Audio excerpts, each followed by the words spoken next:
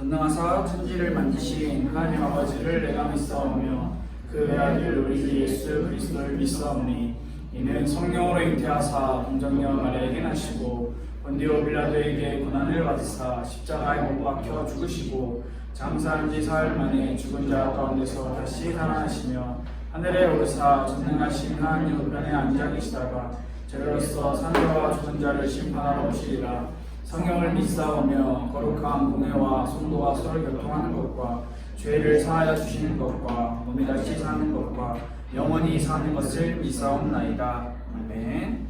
오늘 우리가 함께 살펴볼 하나님의 말씀은 사사기입니다. 사사기 13장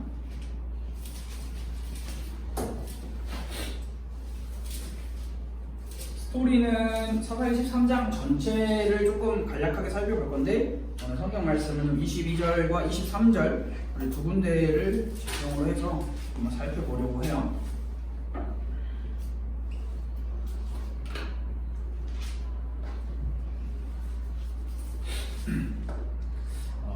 우리가 계속 지금 말씀을 나누면서 한 4주 정도 말씀을 나누는 계속 그 흐름이라는 게 있어요. 계속 반복되어져 있는 흐름이 있는데 그 흐름이 계속 우리의 눈, 우리의 시각, 우리의 시선, 무엇을 보아야 하고 무엇을 봤는지에 대해서 조금 배우고 있어요. 그래서 여러분들이 그 부분을 신경 써서 같이 말씀을 들으면 더 유익한 시간이 되지 않을까 싶습니다.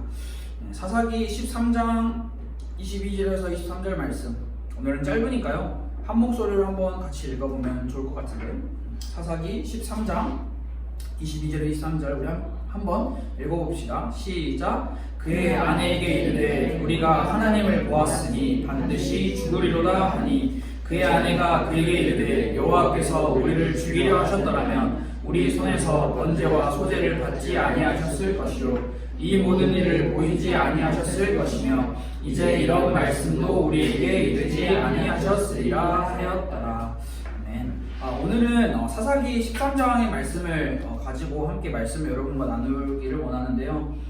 사사기 13장 그리고 14장부터 해서 사사기에서 나타나는 우리가 제일 잘 알고 있는 인물 삼손이라고 하는 인물이 등장을 하는 장면이 나타나는데 그 전에 사사기 13장은 삼손의 부모님이죠. 아빠, 엄마를 찾아가신 하나님에 대해서 말씀을 기록을 하고 있어요.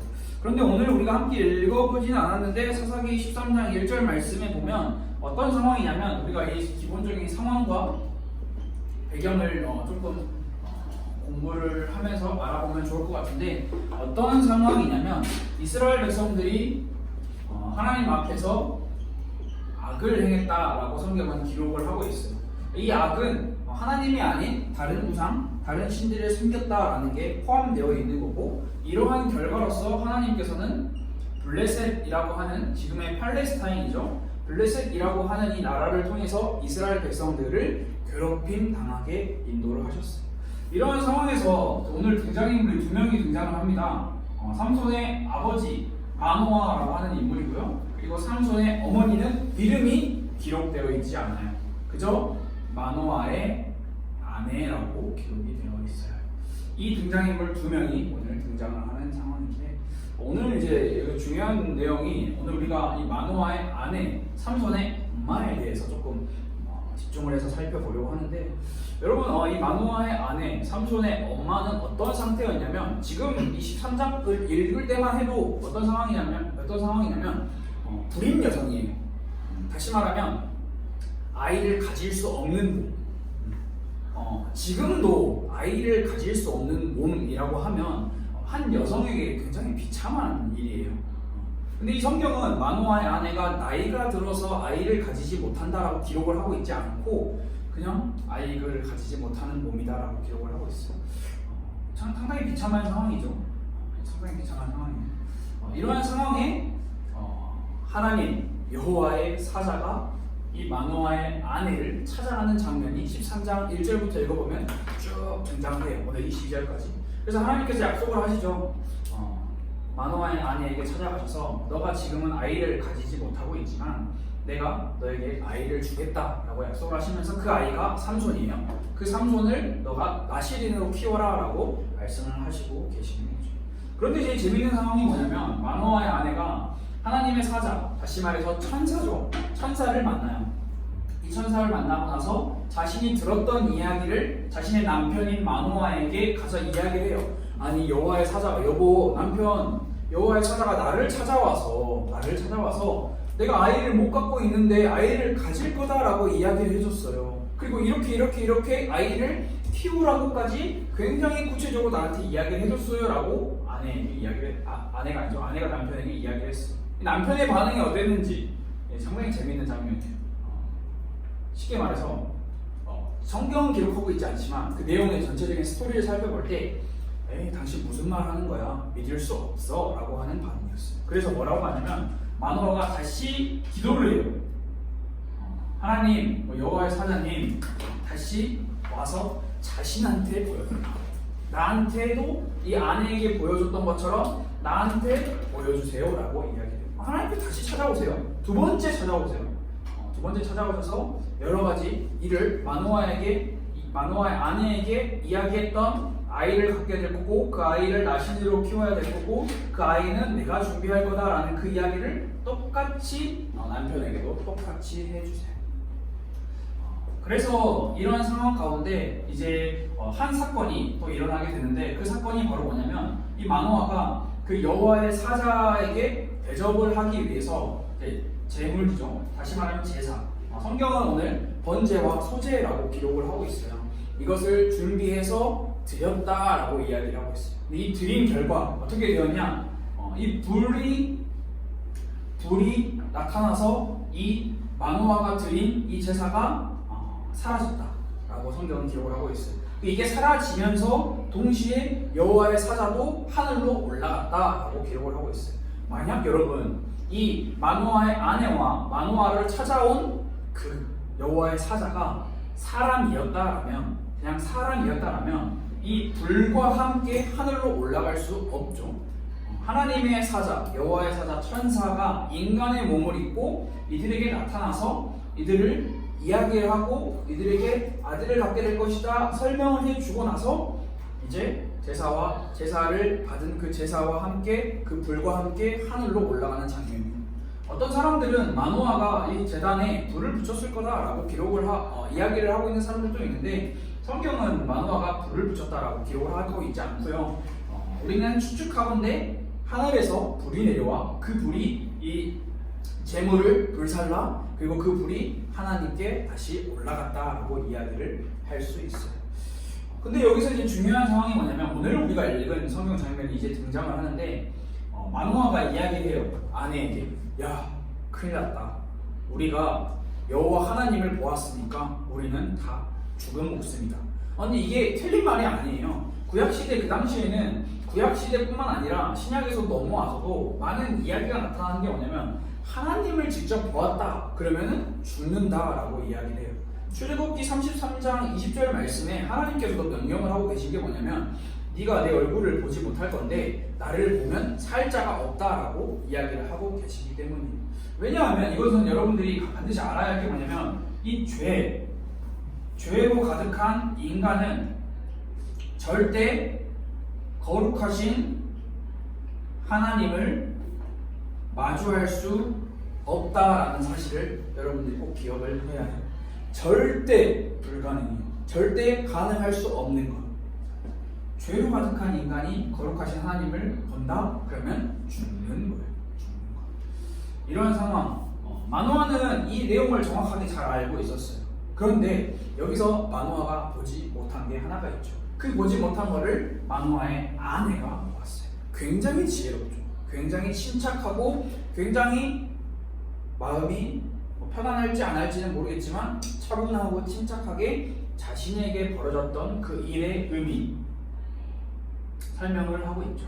하나님께서 우리를 죽이시려고 했다면 우리의 제사 받지 않으셨을 거야. 하나님께서 우리를 죽이려고 하셨다면 우리에게 아들을 갖게 할 거다 이렇게 키워라 이야기하지 않으셨을 거야. 하나님께서 우리를 죽이려고 하셨다면 우리에게 그 어떤 말도 하지 않으셨을 거야 라고 마노아의 아내가 마노아를 설득하고 있는 장면이에요. 이 장면을 통해서 우리는 무엇을 생각할 수 있냐 라는 라는 것을 오늘 함께 찾아보면 좋을 것 같아요.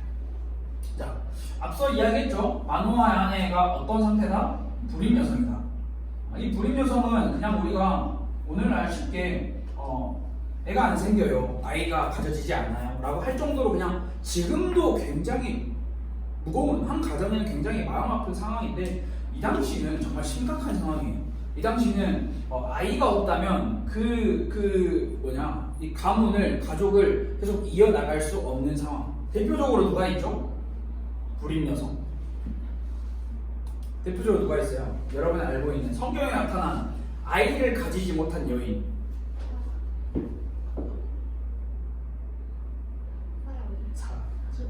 사라. 아브라함의 아내죠. 이삭의 어머니. 아이를 못 가졌어요. 또 누가 있죠? 오케이. 또 누가 있죠? 유명한 한나. 이런 요한 엄마 이름이 뭐였더라? 제가 까먹었네요. 엘리세벳인가? 정확하게 기억이 안 나네요. 맞아요. 이런 대표적인 불임 여성들이 있어요. 이들에게 하나님께서 자식을 주지 않으셨어요. 이 자식을 주지 않으시는 이 상황에서 이거는 말로 다 표현할 수가 없어요. 인간적인 마음으로도 굉장히 비참한 상황인데, 이 당시 시대의 상황을 생각하면 정말 비참한 상황이죠. 그런데 여기에 하나님께서 약속을 하시죠. 아들을 낳을 것이다. 하나님께서 이것을 이제 이야기를 할 때 뭐라고 이야기를 하냐면, 예수님도 그렇게 나셨잖아요. 마리아에게 한 천사가 가서 너가 아들을 낳을 것이다 라고 이야기를 하고 아들을 낳았잖아요. 이들 모두에게 사라도 그렇고요, 한나도 그렇고요, 그리고 마노아의 아내도 그렇고, 그 다음에 요한의 어머니, 세례 요한의 어머니도 그런 것처럼 천사가 그들에게 와서 아들을 낳을 것이다 라고 약속을 주셨다라는, 거기에는 하나님의 특별한 사역과 하나님의 특별한 섭리가 있다라는 것을 우리는 살펴볼 수 있어야 됩니다. 그래서 우리가 알고 있는 것들, 우리가 원래 알고 지냈던 것들, 그것들이 우리의 모든 상황을 다 해결해 주지는 않아요. 그래서 우리는 계속해서 우리의 알고 있는 것들을 갱신을 하려고 해야 하고, 우리가 알고 있는 것들을 계속해서 업데이트를 하는 그런 상황이 필요하거든요. 그렇지 않으면 우리는 편협함, 이게 나만의 이런 생각에 갇혀버리게 되는 상황에 빠질 수가 있어요. 그래서 우리는 계속 우리의 눈, 우리의 시각, 우리의 시선, 동일한 말이죠. 우리가 바라보고 사는 것, 그게 무엇인지 우리는 올바로 바라봐야 되고, 우리가 보지 못하는 게 있다면 그것을 볼 수 있어야 되는 거죠. 여러분, 세상은 눈에 보이는 것만 전부라고 이야기를 하는 세상이잖아요. 근데 우리는 눈에 보이는 것만 바라보는 것이 아니라 눈에 보이지 않는, 숨겨져 있는 영적인 사실과 영적인 진실을 우리는 바라볼 수 있어야 되는 거죠. 그래서 우리가 제일 첫 번째로 우리의 눈이 무엇을 바라봐야 하냐라고 생각을 했을 때, 우리는 다른 것을 바라볼 이유가 없어요. 성경은 예수 그리스도를 바라보라 라고 이야기를 하고 있어요. 근데 이 특별히 예수 그리스도를 바라보라 라는 게 너무 약간 맹목적이고 너무 나한테 직접 와닿지 않는 상황도 생길 수도 있잖아요. 그래서 조금 더 구체적으로 이야기하면 예수 그리스도의 희생, 다시 말해서 예수 그리스도의 십자가를 바라봐야 된다라고 이야기를 하고 있어요. 여러분은 하나님의 아들 예수 그리스도를 믿고 있나요? 그리고 또 오류가 없는 성경에 기록되어 있는 하나님의 말씀을 믿고 있나요? 예수 그리스도가, 우리가 왜 예수 그리스도를 바라봐야 하는지 그것을 정확하게 알고 그것을 믿고, 그래야 그분을 바라봐야 우리의 눈이 열리게 되는 거거든요. 예수 그리스도께서는 결코 자신을 믿는 자들이 멸망하지 않고 구원을 받게 하기 원하시는 이 사역, 이 희생과 이 십자가의 사역, 이 사실을 우리는 꼭 기억을 해야 하는 거죠. 절대 멸망하지 않도록 자신의 목숨을 들여 희생하셨죠. 이 사실을 우리가 봐야 되는 거예요. 만약에 예수 그리스도, 그리고 예수 그리스도의 희생, 예수 그리스도의 십자가를 봤다면 우리가 가진 모든 것, 이 모든 것은 진짜 모든 것이고, 뭐라고 표현할까요? 재물, 재능, 시간, 지식 이런 것도 포함되고요. 우리의 몸, 그리고 우리의 혼, 그리고 우리의 영도 포함되는 거예요. 예수 그리스도 십자가 그 희생을 받다면 모든 것이 내 것이 아니구나라고 하는 것을 우리는 볼 수 있게 되는 거예요. 나라는 존재는 예수 그리스도의 십자가 사건을 통한 그 값으로 이루어진 것이다라는 것이죠. 여러분, 여러분이 여러분 거라고 생각을 하잖아요. 맞아요. 여러분 거죠. 여러분의 몸이니까. 그런데 이 기독교 신앙에서 성경에서 우리에게 가르치고 있는 것은 무엇이냐면 나라는 존재는 멸망받을 존재, 지옥에 떨어질 존재, 영원한 지옥과 저주에 빠질 그 존재가 예수님의 희생, 예수님의 십자가 사건, 예수님의 구원 사역을 통해서 값을 치러서 내가 내 것이 아니라 하나님의 것, 다시 말해서 하나님의 백성이 되었음을 성경은 우리에게 분명하게 기록을 하고 있어요. 이런 믿음과 고백이 있는 사람은 반드시 삶에서 그게 나타나게 되는 거죠. 두 번째로 우리가 예수 그리스도를 보았다면 우리가 보게 될 내용이 죄예요. 예수 그리스도를 보았다면 내 안에 있는 죄가 보이게 되고 내 마음 안에 있는 죄가 보이게 되는 거죠. 예수 그리스도를 보지 않고서 그 십자가와 그 희생을 보지 않고서는 절대 볼 수 없는 게 내 안에 있는 죄예요. 반대로 예수 그리스도를 보았을 때 생기는 게 내 안에 있는 죄를 보게 되는 그 죄를 봤을 때 다시 우리의 시선은 예수 그리스도께로 향하게 되는 거죠. 내 안에 죄가 이렇게 가득하구나. 나는 하나님이 아니면 예수 그리스도의 희생과 예수 그리스도의 십자가가 아니면 나는 살 수가 없는 존재이구나. 더 심하게 말하면 예수 그리스도의 희생과 십자가가 아니면 나는 살 가치조차 없는 존재이구나 라는 것을 생각을 할 수 있는 거죠. 그거를 볼 수 있는 거예요. 죄를 본다면 자연스럽게 예수 그리스도를 볼 수 있는 거죠. 예수 그리스도를 본다면 죄를 볼 수 있는 거예요. 하나님께서는 결코 하나님의 백성들, 우리죠. 하나님을 믿고 하나님을 따르는 그 값으로 예수 그리스도 십자가의 값으로 하나님의 백성이 된 그들이 눈앞에 있는 세상의 것들만 보고 그것만 먹고 그것만 취하게 그것만 마시게 그걸로 만족하면서 살기를 원하시지 않아요. 하나님은 계속해서 우리가 눈을 떠서 우리의 시각과 우리의 시선이 이 땅에 있는 것들을 바라보는 게 아니라 하나님, 하늘에 있는 예수 그리스도, 우리와 함께 하시는 예수 그리스도를 바라보게 하시는 게 그것을 원하시는 게 하나님의 마음이라는 거죠.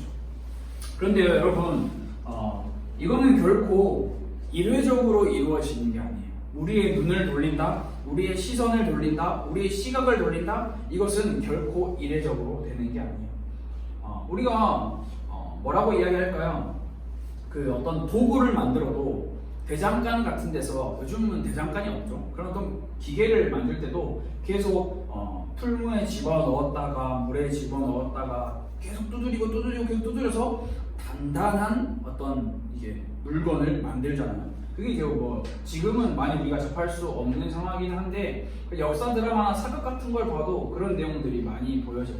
마찬가지로 우리의 신앙이, 우리의 마음이, 여러분들의 마음과 여러분들의 신앙이 더욱더 하나님께서는 단단해지기를 원하시는데 우리가 더욱더 우리의 마음과 우리의 신앙을 단단하게 만들기 위해서는 우리가 반드시 기억해야 할 게 일회성 아니라는 거죠. 일회적으로 완성되거나 일회적으로 끝난다라는 게 아니라는 거죠. 그래서 때때로 우리에게 고난이요, 네, 있어요. 그리고 핍박이요, 있어요. 어려움이요, 있어요. 근데 이 고난과 핍박과 어려움이 모든 사람에게 공통적으로 똑같은 내용으로 오지는 않아요. 사람마다 하나님의 때에 따라, 각 사람에게 맞는 때에 따라 하나님께서는, 성경은 이렇게 표현을 하고 있어요. 징계 그리고 채찍이라고 표현을 하고 있는데 하나님께서는 이 징계와 채찍을 통해서 인간이 고난과 핍박과 어려움을 통해서 더욱더 단단해지기를 원하시는 거죠. 더욱더 단단해지기를. 이 단단해지는 거는 우리의 겉모습이 근육으로 근육이 붙어가지고 울퉁불퉁한 그런 단단함을 이야기를 하는 게 아니라 우리의 마음의 단단함을 이야기를 하는 거예요. 고난과 핍박과 어려움, 징계와 채찍을 통해서 내가 내 자신의 죄됨을 알고 내 자신이 죄인이라는 것을 알고 내 힘으로는 도저히 살아갈 수 없구나라는 것을 깨닫고 오직 예수 그리스도 그 십자가 희생만 바라보게 해야 된다는 그것을 우리에게 보여주고 싶어 하시는 거예요. 그래서 여러분들이 성경을 읽을 때 편협된 그런 어떤 나만의 그런 지식에 갇혀서 성경을 읽으면 굉장히 위험한 게 뭐냐면 성경에는 반드시 사랑이라는 게 등장을 해요. 기독교 하면 사랑이잖아요. 사랑의 종교라고 많은 사람들이 이야기를 하잖아요. 근데 우리가 진짜 여러분들이 잘 알아야 할 게 뭐냐면 사랑만 있는 사랑은 진짜 사랑이 아니에요. 기독교에서 말하고 있는 성경에서 말하고 있는 사랑은 반드시 여기에는 징계라는 게 있어요. 여러분 사랑만 있는 사랑은 진짜 사랑이 아니고요. 징계가 있는 사랑이 진짜 사랑인 거예요. 아직 우리가 다 부모님이 된 입장이 아니잖아요. 아직 우리 자식을 키워보지 않아서 이게 모든 걸 다 우리가 공감할 수 없는 내용이긴 하지만 우리 아이가 내 아이가 정말 내 아이를 정말 사랑하는데 그냥 가만히 내버려 두면 자기 하고 싶은 대로 하고 위험한 것도 막 만지고 자기 하고 싶은 말, 생각, 행동 다 해. 그럼 그냥 가만히 내버려 둬요. 사랑하기 때문에 내버려 둔다? 그거는 진짜 사랑이 아니라는 거죠. 하나님께서는 이스라엘 백성들을 너무나 사랑하셨어요. 하나님의 선택된 민족으로 삼아서 그들을 통해서 하나님의 영광을 보여줄 만큼 사랑하셨어요. 그런데 여러분 구약 성경 읽어보세요. 이스라엘 백성들이 징계받지 않고 가만히 있었나요? 이스라엘의 역사는 징계와 채찍과 고난과 핍박과 어려움의 역사가 가득해요. 애굽의 포로 400년, 430년이라는 시간을 애굽의 포로로 있었고요. 애굽에서 나왔어. 좀 괜찮아진 것 같네? 홍해 건넜어요. 광야 들어갔는데 하나님께서는 그들의 마음을 더욱더 단단하게 하시기 위해서 광야에서 40년 동안 뺑뺑이를 돌리세요. 광야 지났네. 가나안 땅 들어갔어요. 가나안 땅에서 수많은 전쟁을 경험하게 하세요. 그걸로 끝났을까요? 여러분 사사기 성경을 사사기를 한번 읽어보세요. 사사기를 읽어보면 정말 놀라운 사실이 정말 많아요. 하나님께서는 계속 이스라엘 백성들에게 징계와 채찍을 허락하세요. 왜? 하나님을 찾고 나는 죄인이기에 내 힘으로는 할 수 없다라는 것을 깨닫게 하시기 위해서 하나님께서 계속 이야기를 하시는 거죠. 그래서 아수르의 침략, 바벨론의 포로 계속 반복된 징계가 있다라는 거죠. 그 징계는 하나님께서 나를 미워하시네, 나를 싫어하시네 라는 결과가 아니라 나를 사랑하시구나라고 하는 그 징계라는 거죠. 징계를 통해서 하나님께서는 인간의 눈이 세상과 나라는 것에서 하나님을 바라볼 수 있도록 만들어 가시는 거예요. 지금 여러분을 만들어 가고 계시는 거예요. 혹시 여러분의 삶에 이거는 고난이다, 핍박이다, 어려움이다, 징계다, 채찍이다 생각이 될 수 있어요. 그게 모든 게 다 하나님이 나를 원하시는 거다라고 우리가 정말 오해하고 있는 성경의 내용 중에 사단이 있기 때문에 내가 이렇게 고난, 핍박, 어려움이야. 하나님이 나를 싫어하셔서 고난, 핍박, 어려움이 아니요. 여러분 인간은요 자기가 자신의 마음과 자신의 행동을 선택할 수 있는 존재예요. 무조건 사단 핑계? 그건 옳지 않아요. 인간이 잘못된 선택을 통해서 징계를 받는 것도 있고요. 인간이 잘못된 선택을 하지 않았음에도 불구하고 하나님께서는 더욱더 단단하게 더욱더 신앙을 하나님을 바라볼 수 있는 그 믿음을 확립시켜 주시기 위해서 징계를 하시는 경우도 있다라는 것을 우리는 생각을 할 수가 있죠. 두 번째, 우리는 더욱더 단단해지기 위해서 반드시 선택이라는 것을 해야 해요. 이 선택은 내가 의도하든지 의도하지 않던지 신앙의 길과 세상의 길, 갈림길에 놓이게 돼 있어요. 지금 여러분들은 크게 많은 갈림길에 놓일 수도 있지만 그렇지 않을 수도 있죠. 약간 그런 거예요. 학생 때 갈림길 약간 이런 거죠. 내일 시험인데 내가 오늘 교회 가야 돼? 말아야 돼? 갈림길, 선택이죠. 내가 지금 내일 당장 뭔가 끝내야 되는 게 있는데 예배 드려야 돼? 안 드리지 말아야 돼? 성경 읽어야 돼? 읽지 말아야 돼? 신앙과 세상의 갈림길은 앞으로 무궁무진해요. 다 뭐게 설명할 수가 없어. 계속 갈림길을 선택할 상황이. 여러분은 그때 무슨 어떤 선택을 할 거예요? 그 선택을 할 때 무엇을 따라 선택을 할 건지 그게 중요한 거죠. 우리가 선택을 할 때 다시 말해서 세상의 것을 기준을 삼아서 우리가 선택을 할 것이냐, 아니면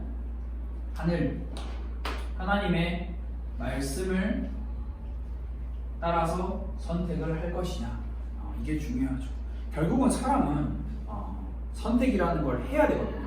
이게 선택을 할 때 어떤 것을 선택을 하느냐는 내 안에, 내 마음 안에, 내 눈이, 내 시각과 내 시선이 어디를 바라보고 있느냐에 따라서, 어디를 향하고 있느냐에 따라서 우리의 선택은 조금 더 수월해지는 거죠.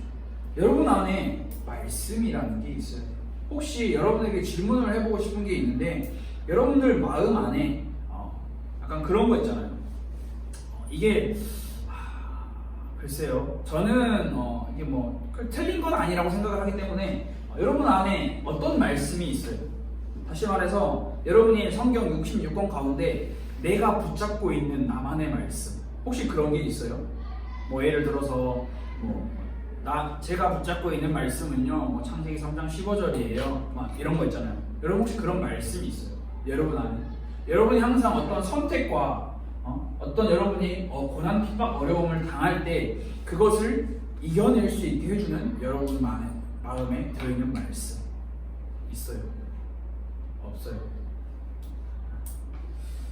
이 말을 오해하면 성경 안에, 66권 성경 안에 그냥 성경 한 구절, 두 구절만 가지고 있으면 되는 것처럼 이야기를 할 수 있지만 그렇지는 않아요.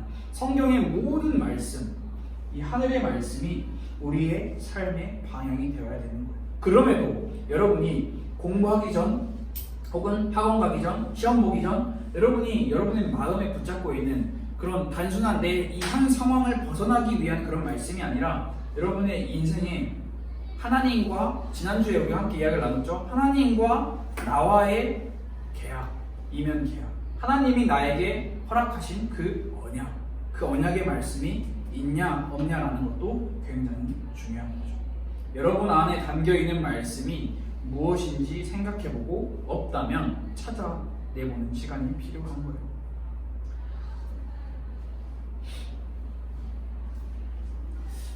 여러분은 어떤 사람이 되고 싶으세요?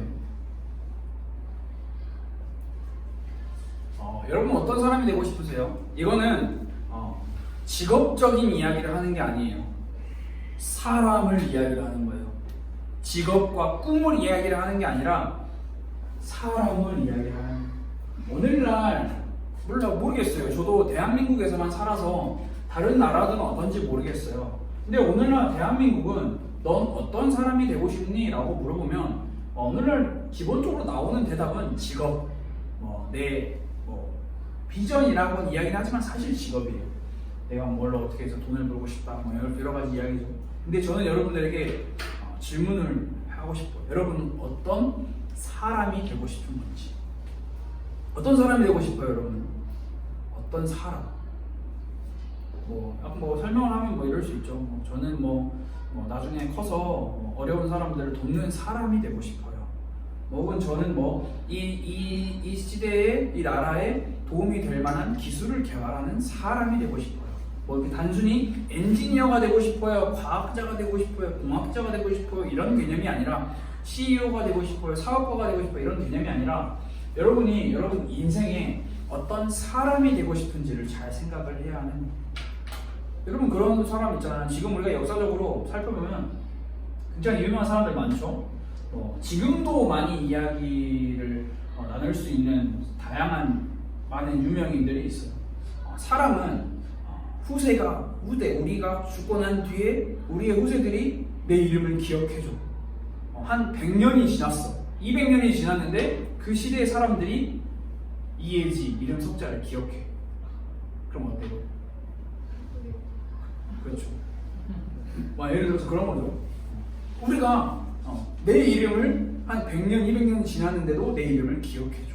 혹은 이 사람이 만들어낸, 예를 들어서 그런 거죠. 우리가 진짜 거의 모든 사람이 쓰고 있는 아이폰을 개발한 스티브 잡스, 지금은 죽었지만 그 사람이 만든 업적, 애플이라고 하는 회사, 아이폰이라고 하는 그 핸드폰, 모든 사람이 그걸 쓸 때마다 그 사람을 기념을 해요. 성경에도 그런 사람들이 정말 많이 나타나죠. 그런데 저는 오늘 이 마노아의 아내라고 하는 사람의 이 성경 말씀을 보면서 무슨 생각을 했냐면, 오늘 제목과 똑같아요. 이름 없는 자. 이 말씀이, 이 단어가 굉장히 많은 생각을 가지게 했어요.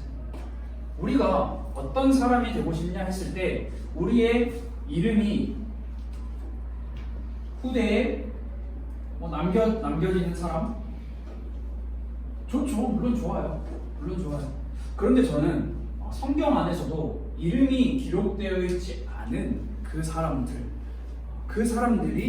굉장히 많이 생각이 났어요. 이름이 기록되어 있지 않기 때문에 누군지는 몰라요. 그런데 성경은 뭐라고 이야기하고 있냐면, 제가 지지난주인가요? 히브리서 11장 말씀을 읽어보라고 이야기를 했죠. 히브리서 11장 말씀을 읽어보면 이런 말이 정말 많이 나와요. 어떤 이들은, 여자들은, 누구는 이름이 아니라 그냥 이렇게 대명사로 이렇게 뭉뚱그려서 나오는 이름들이 정말 많아요. 여러분, 우리가 정말 잘 생각해야 할 것은 우리의 이름이 후대에 남겨지고 역사에 남겨지고 기념되어지는 것, 물론 중요하고 좋죠. 그런데 우리가 정말 잘 생각해야 할 부분은 뭐냐면, 우리의 이름이 어디에 기록이 되어 있느냐. 성경은 천국 생명책에 우리의 이름이 기록되어 있는 것을 기뻐하라고 이야기를 했어요. 예수님도 제자들에게 이렇게 이야기하셨어요. 너희가 삶을 살다가 기적을 베풀어서 그 사람이 일어나고 병 고침도 받을 수 있다. 근데 너희의 이름이 그들에게 남아있는 것으로 기뻐하지 말고 너희의 이름이 천국 생명책에 기록되어 있는 것으로 기뻐해라라고 말씀하셨어요. 우리가 잘 생각해야 할 게 이거예요. 예수 그리스도의 십자가, 죄로 인해서 영원히 죽을 수밖에 없는 우리가 예수 그리스도의 십자가, 그 희생으로 인해서 구원받았다. 그 구원받은 하나님의 백성이 된 우리가 천국 생명책에 우리의 이름이 기록되었다라는 그것이 우리는 정말 놀라운 사실이 되어야 되는 거죠. 그래서 우리의 이름이 이 땅에 기록된다? 이 땅에 남는다? 이 땅에서 드러나야 하냐? 사실 성경적으로 전체적으로 생각을 해봤을 때 우리의 이름이 이 땅에서 드러날 필요가 없어요. 우리의 삶을 통해서 우리에게 드러나야 할 이름은 예수 그리스도예요. 반대로 한 사람이 굉장히 위대한 업적과 한 사람이 굉장히 대단한 일을 해서 그 사람을 통해서, 그 사람의 삶을 통해서 예수 그리스도라는 이름이 드러나지 않는다. 그 사람의 인생은 이 땅에서는 굉장히 축복받은 인생이라고 할 수 있지만 사실 하나님의 관점, 성경적인 관점에서 보면 굉장히 저주의 이름이 되는 거죠. 여러분, 우리는 우리의 이름이 드러나는 것이 아니라 예수 그리스도의 이름이 드러나는 삶을 살아야 하는 거죠. 우리의 이름은 이 세상에 굳이 드러날 필요가 없어요. 천국 생명책에 기록되어 있는 이름, 그것이면 충분하다는 거죠.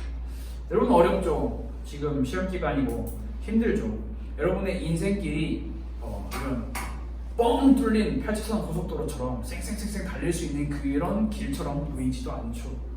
물론 그런 길처럼 보일 수도 있지만 여러분이 굉장히 마음이 답답하고 우울할 때도 있고 힘들 때도 있을 거예요.